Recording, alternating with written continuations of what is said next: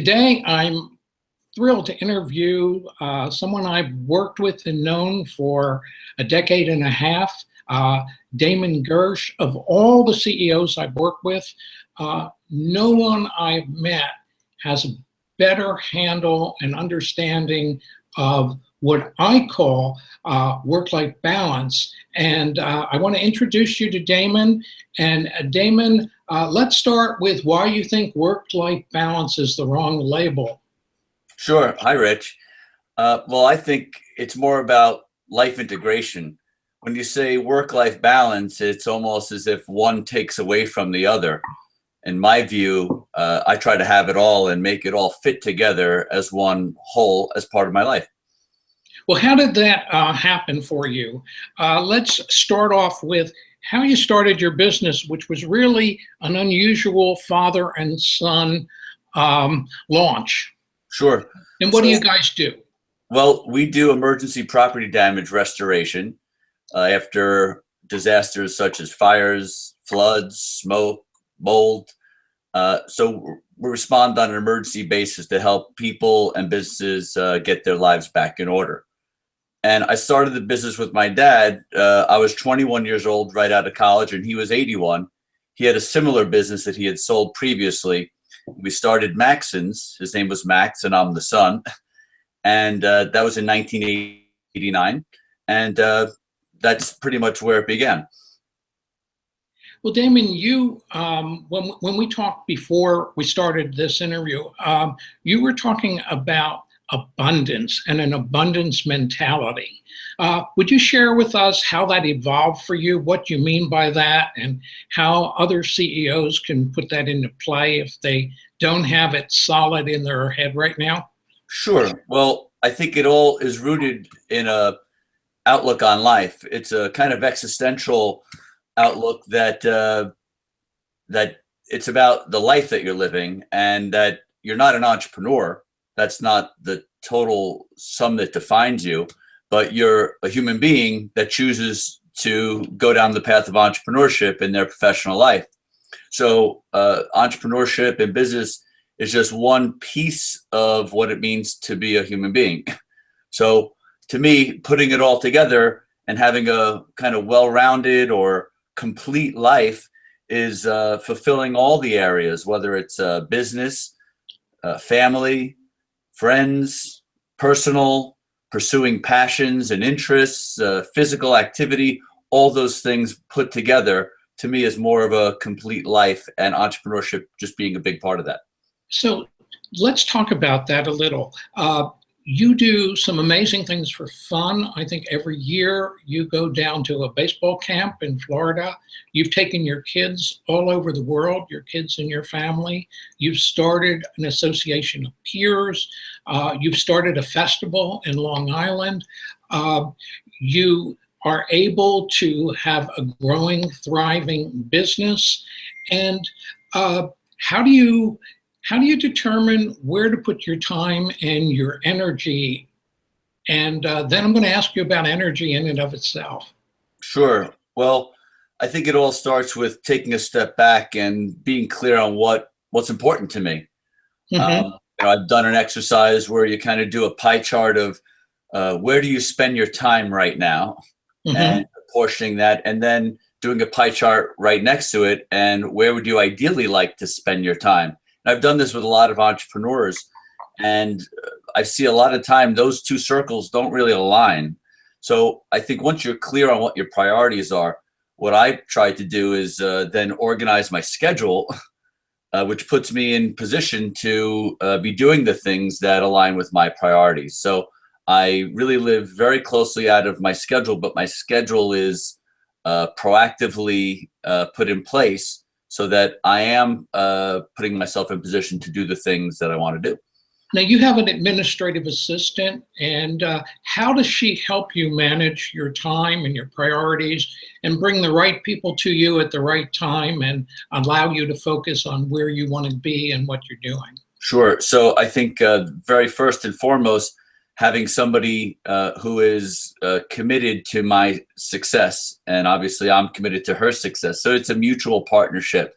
The other thing is being very clear on what my priorities are and make sure that she understands my priorities.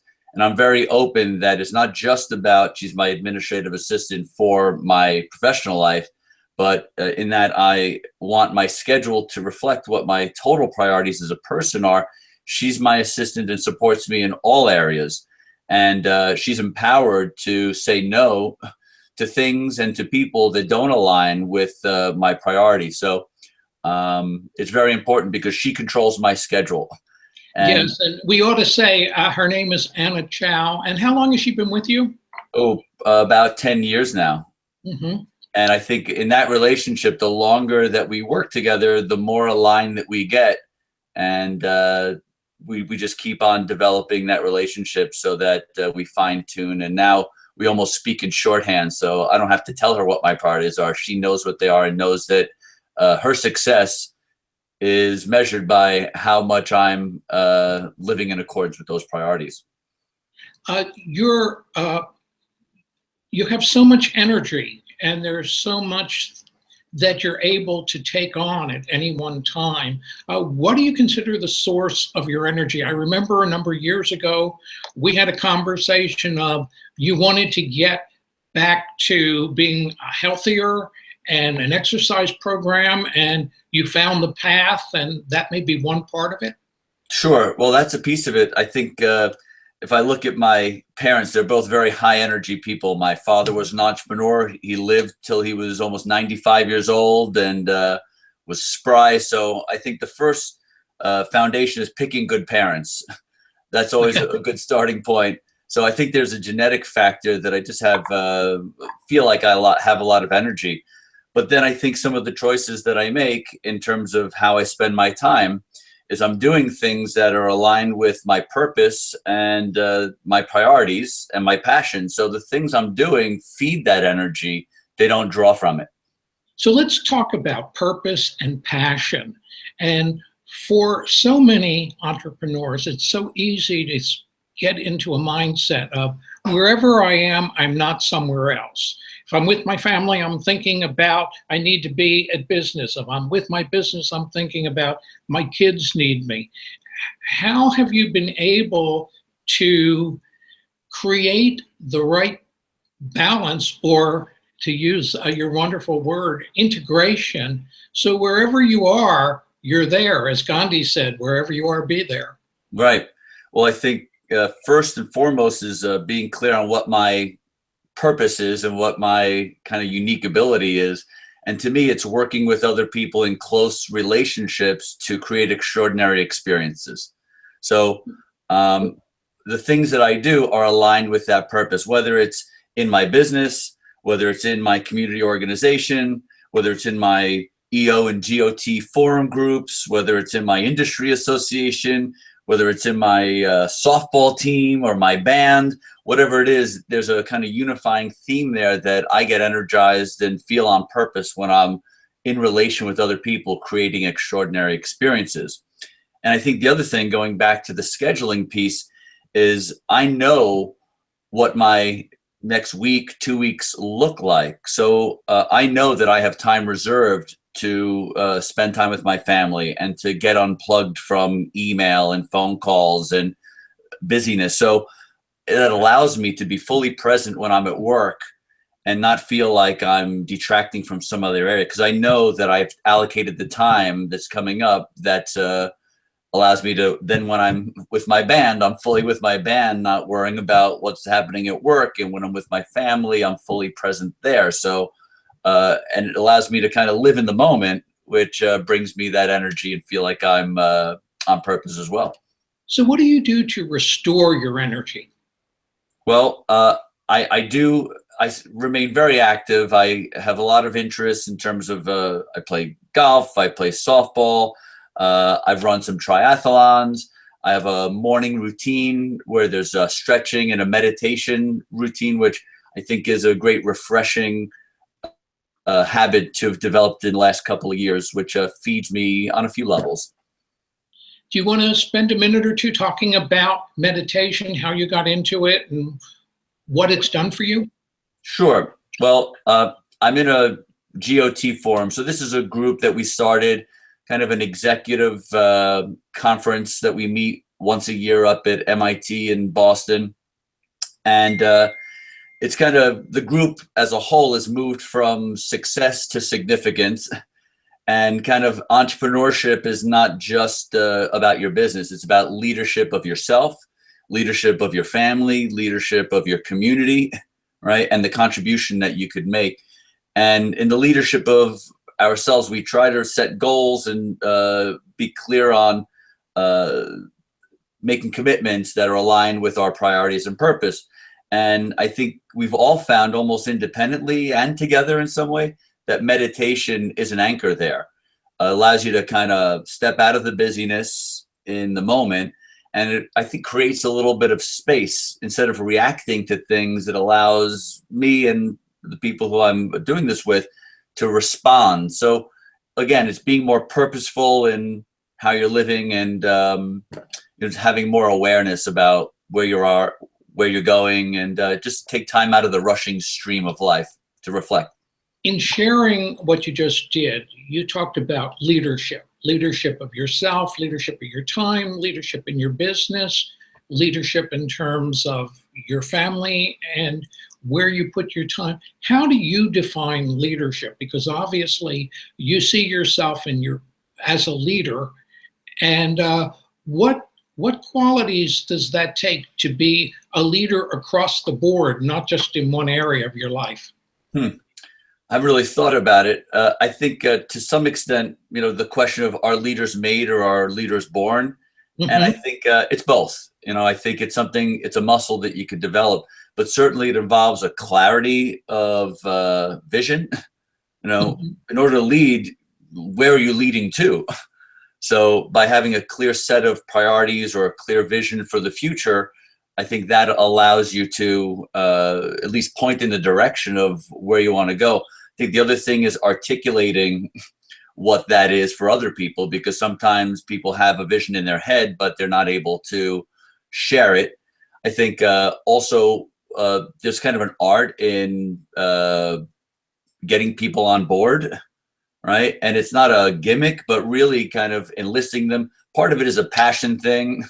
Part of it is getting alignment with getting their input and their buy-in. But I think people really look for something better than things are currently. So if somebody has a vision and has a passion, has some ability to shepherd people, I think people really get excited about that. And, not everybody can lead. You can't have all chiefs and no Indians.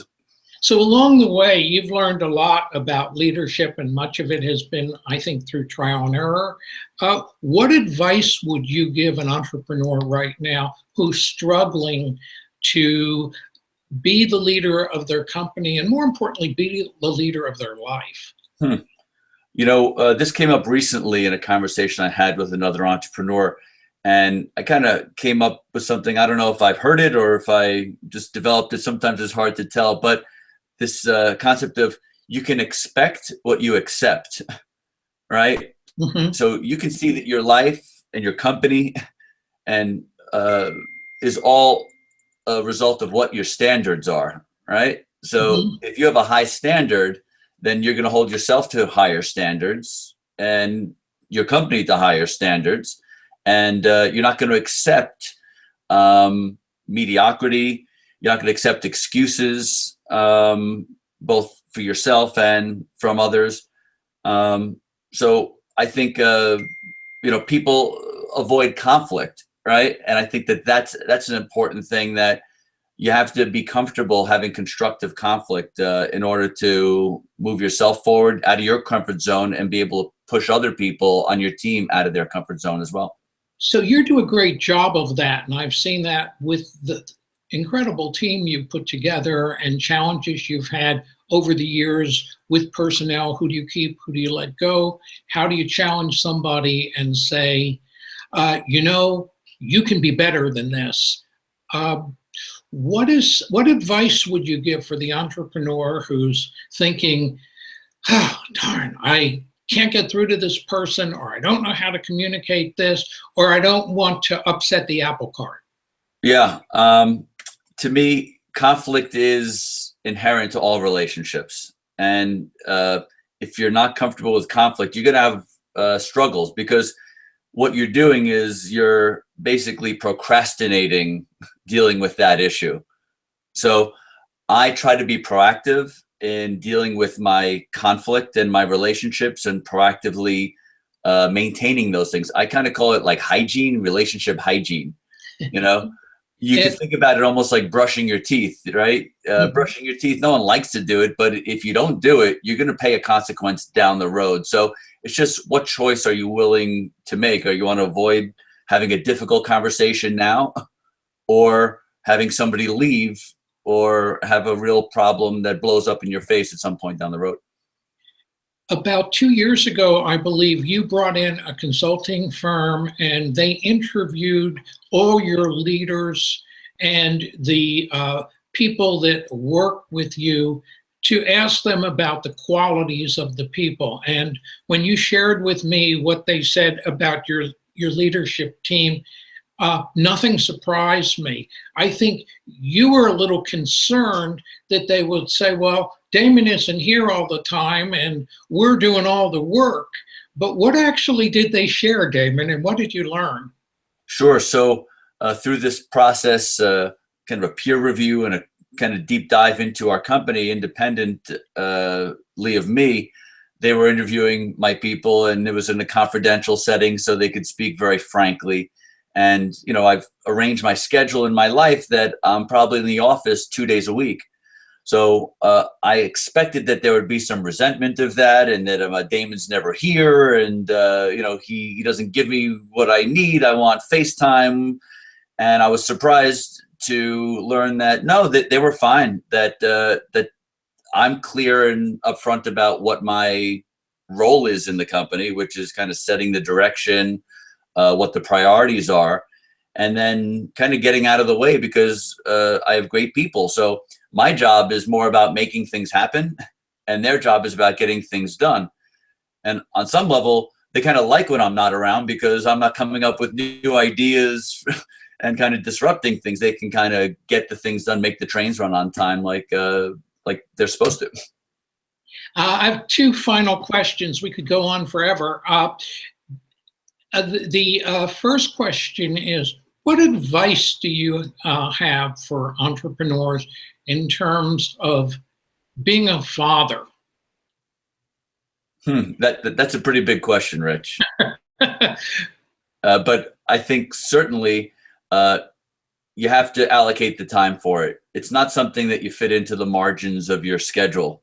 You know, to me, that relationship that you have with your children from early on, you never get that time back. And I think if you look at it existentially, if you look back from your deathbed, you're not going to be thinking about the days that you missed in the office, right? So certainly I've made it a priority, and I always put my kids and my family before work. Never miss a baseball game, never miss a recital, you know. So I put that big rock in the jar first, and then the business has to fit around that priority.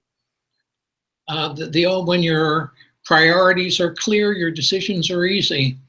The final question I wanted to ask you is, I find the great entrepreneurs are lifetime learners, but not everybody learns the same way. I'd like to share with us how you learn, and how you put lessons you learn into practice. Sure. Well, as I said before, my kind of pattern is about working with others in relationships, right? So I'm a relational person. I've done a DISC assessment. I know that about myself, that just working with others is kind of where I fit. So to me, I don't really read a lot of business books like a lot of my friends do. It's not really my favorite mode of learning. It takes a long time. It's a little slow. And obviously, I've read some great books, but I prefer learning in a dynamic, interactive setting. So whether that's one-on-one with other entrepreneurs, or business leaders and coaches like yourself, in small groups like a forum, or on my leadership team, in larger groups, such as like a conference or an association, and then, you know, in even much larger groups, being part of a community. So just, I really get excited by those atoms bouncing off each other and based in real world experience that people have won. I really value learning from other people's experience and perspective. Finally, Damon, when we were talking before the interview started, you talked about the difference of how you see life, your personal conversation as to whether life is a zero-sum game or it's a world of abundance and abundance mentality. Would you elaborate on that for us and let that be something that we can all take away? Sure. I think it's about somewhat self-limiting beliefs that I see a lot of people have, in that working is going to take away from time with my family, or time with family is taking away from work, or I don't have time to go to the gym or pursue a passion or learn a musical instrument or whatever that is. And to me, I have a conversation that kind of, I could have my cake and eat it, that you can have it all. Starting there with that conversation, it just opens up the possibility that I can, and then I look for ways to do that, rather than thinking that it's not possible. So opening up that possibility, and then creating that in my life, because as entrepreneurs, we know that we have the flexibility and the ability to create things where they haven't been before. So to have that possibility be open and then actually make it happen is what it's all Damon, about. thank you so much for your time and your wisdom and your inspiration. Have a wonderful day and continue to create abundance. Thank you, Rich. Great talking with you. Thank you. All right, bye-bye.